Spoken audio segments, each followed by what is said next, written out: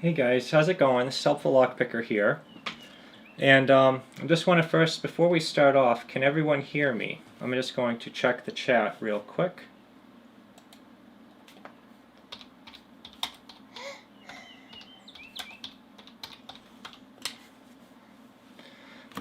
Since we left the last live stream where the sound went out, I now have a special guest. My son has woken up from his nap, so he'll probably be joining in at some point. He's sitting here on my lap.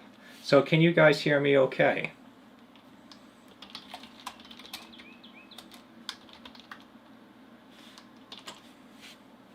Alright, awesome. So essentially today is going to just be a really impromptu live stream, because what happened is I was trying to make a video for today like I normally do, but the encoding process took much too long and I'm not exactly sure what happened.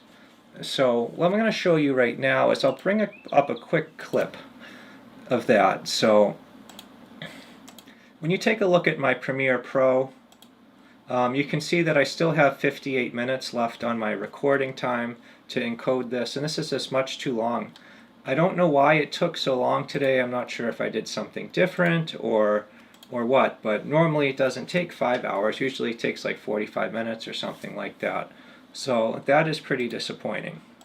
But either way, I wasn't able to get the video up today. I will try to get it up tomorrow.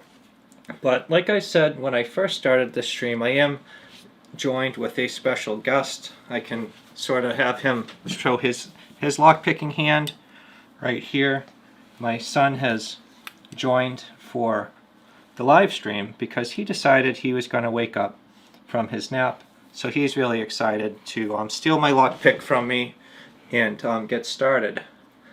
So what I was going to show you in today's video was going to actually be these genuine leashy picks. So the authentic ones are called original leashy. Oh, don't do that. And the knockoff ones are called genuine, but they are much cheaper.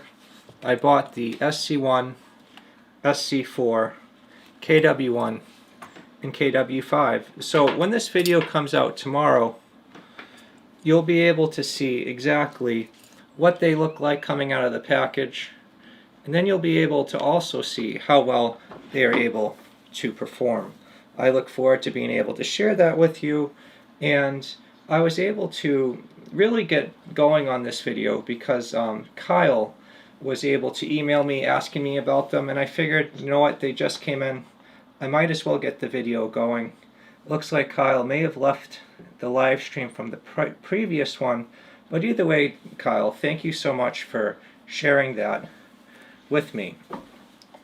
But so the point of this video today is, one, that it's sort of just unplanned because I did not have a video in time, and two, I'd really love to see some updates from people. In brief, one of the things I've been having a lot of fun doing is I've been making a lot of hand sanitizer at home. As you've seen in my previous videos, my newest accomplishment is I've been able to make it into a nice gel. What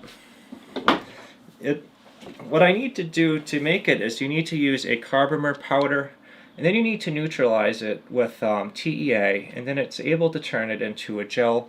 I usually go for a 0.5% amount of carbomer, and you can get a really nice fine gel. I would demonstrate it for you on my hand, but I am holding my son and he is wiggling around quite a bit. And the other thing that I've been really enjoying is this Envo mask, which you can see right here. I have filmed and edited an updated video showing you how to put it together and wear it. This is something that's been very, very helpful for me at work. It is much more comfortable. I feel like the pressure ulcer on my nose is starting to go away, and I really hope that that's going to be helpful to someone out there. But either way, I'm just wondering if anyone has any updates that they'd like to share, and I can take a look at the live comments right now. So if anyone would like to share anything, please leave them right here in the live chat. I'd love to share them. In the meantime, the baby just wants to I guess, get involved a little bit here. Up, up, whoop, whoop. He just needs to see, or else he's gonna just keep going crazy here. Yeah. Yep, I know. I know, you're pretty excited about all these new tools. You like this one? Here. You want to show everyone the KW5? Yep, there it is. Good job. Big. Yep. Okay. Alright, so I'm just going to take a quick look through the comments right now. So just scrolling through, I want to say, hey Lockmania, hey Paul Murray, Mr. Cocolitos, Mike Zemba, Scottish Picker, Southampton Lockpicking Club, Marikai Ortiz, Neil Will, Dana Reed. Thank you to everyone. And Albert Lovell, thanks for popping in. And one thing that you may have not been able to hear in my last attempt at this live stream was I actually had some really great luck today. I was thinking of Peter Lewis when I was trying to look on eBay to find some round-bodied American locks. And I was thinking also about the video that Bearsback made when he was talking about how the prices are so inflated. So I was able to find a seller that was selling some, and at first I emailed him seeing if he would sell them for cheaper, and then he said no, and I was a little rude at first, but through a long series of conversations, we had probably about 10 back and forths. The long story short is I was actually able to get him to donate one of the round brass-bodied American locks to Peter Lewis for Pick-a-Lock for Peter. He is sending it to me free of charge, free shipping, and then I can mail it out to him in Ireland. I am so excited to be able to do that, and I just want to say thank you so much for being so thoughtful. You do not know me, you do not know Peter Lewis, but you do know the tough times everyone has been going on. You do know how much something can make such a big impact in someone's life, and I just want to say thank you again for so much generosity. I'm not going to show the email on here because I'm not exactly sure what he would want me to do, but once the lock comes in, I will send him an email and see if he wants me to at least disclose his seller channel, or his seller profile or anything. But I just want to say that is so cool, and thank you so much for just showing how great the lock sport community is, how great some locksmiths are, and I just want to say that is just a tremendous thing. So I just want to say welcome to Pocket Women, welcome Dark Side of Link, welcome,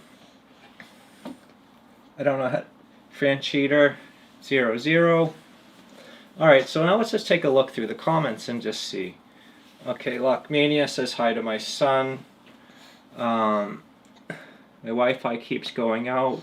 Let's see. Paul Murray said he just started picking and has a lot of old locks. He can't open any of them because they're old, maybe dirty inside. Open a master lock with ease. I'd say one thing, Paul Murray, is that sometimes if you use a little bit of lubricant, I like the Tri-Flow. That can go a long way. That can really help get the pens moving. Sometimes age works for you, and other times it works against you. Just like Albert Lovell says, take it slow and you'll get there. It's just one lock at a time. When you first start out in lock sport, a lot of the times you feel like you're just getting your locks open by luck. You're just poking around until it opens, and that's okay. It takes a really long time to get a dedicated sense of feel, and that's something that just comes with experience. Dana Reed says, I'm new at this too, but I don't have much to practice with, but a little at a time. So one thing I actually just got on eBay that came in time for the video that's coming out tomorrow, it's my first time ever using it on video tomorrow, is this quick set cutaway lock. I'm pretty excited about it because quick set cutaways, you don't really see them too much. You see mostly Schlage, but the quick set keyway is just so much more open, and it's just so much less scary for someone that's first starting out. And on top of all of that, this one has the ability to be upgraded to 6 pens, and I think that that's just a fantastic thing.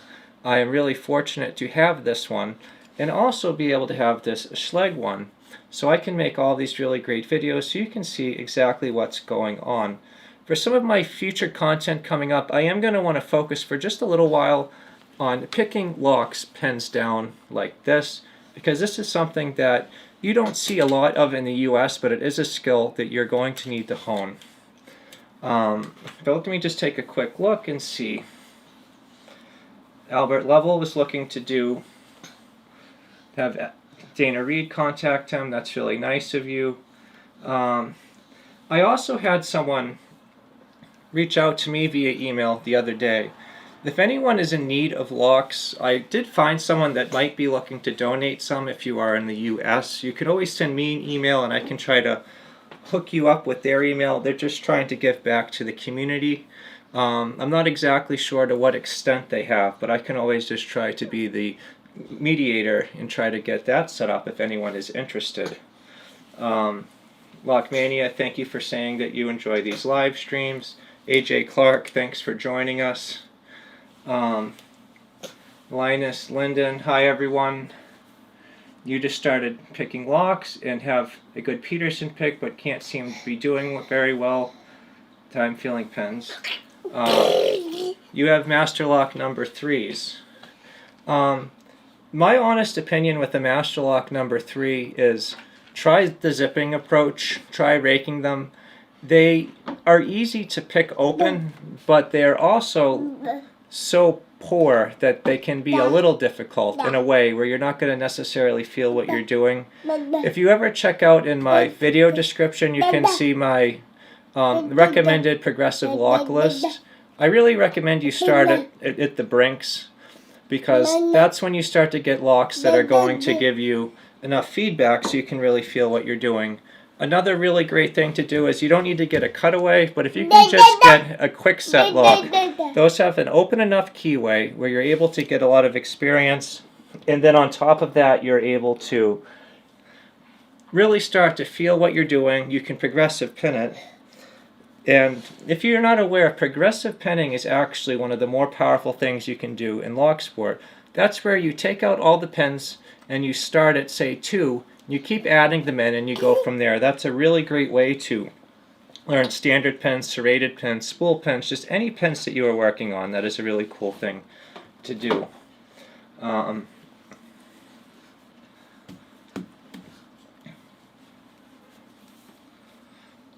Let's see, you think you might be overbinding the pens. So that's another thing too. When you are very new to lock sport, using too much tension is something that a lot of people do when you're first starting out. Thankfully, if you're doing just standard pens, you can get away with it a little bit more. But if you're doing all security pens, you're going to really need to hone in on your tensioning.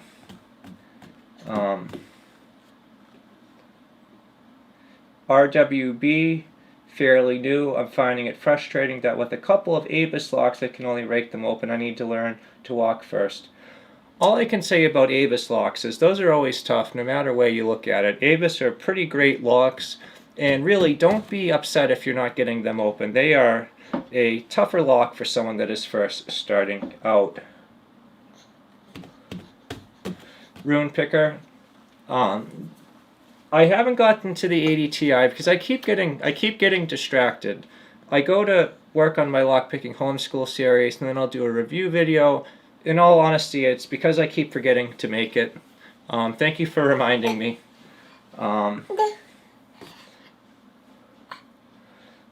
If anyone, you know, like what's everyone working on for locks right now? If you'd like to see that shared up in the live chat up here. Anyone working on anything interesting? I keep telling myself I'm going to start working on some disc detainer locks, but I just need to find the time. So that's going to be my next new frontier, is trying to work more on disc detainer locks. Let me just write that in the comments. Let's see.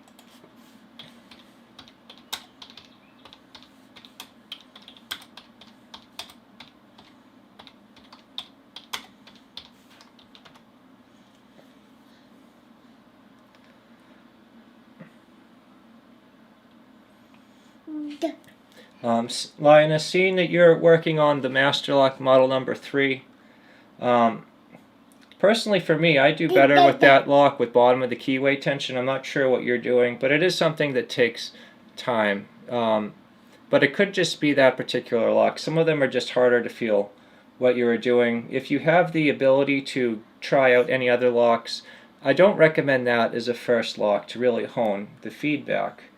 Rune Picker's working on a medical biaxial and the 80 Ti, waiting for his DD lock. Rune Picker, what type of DD lock are you getting?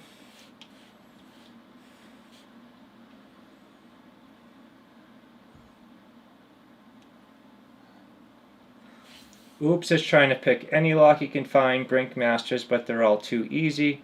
So that's always good. One of the best parts is when you're able to get the locks open. But either way, guys, I just want to say that I feel like I'm just going to end this here. I just want to say thank you to everyone for joining me. I'll see you all in the video tomorrow, and I hope everyone has a really great day. Thank you so much for checking out this impromptu live stream, and I will see you the next time.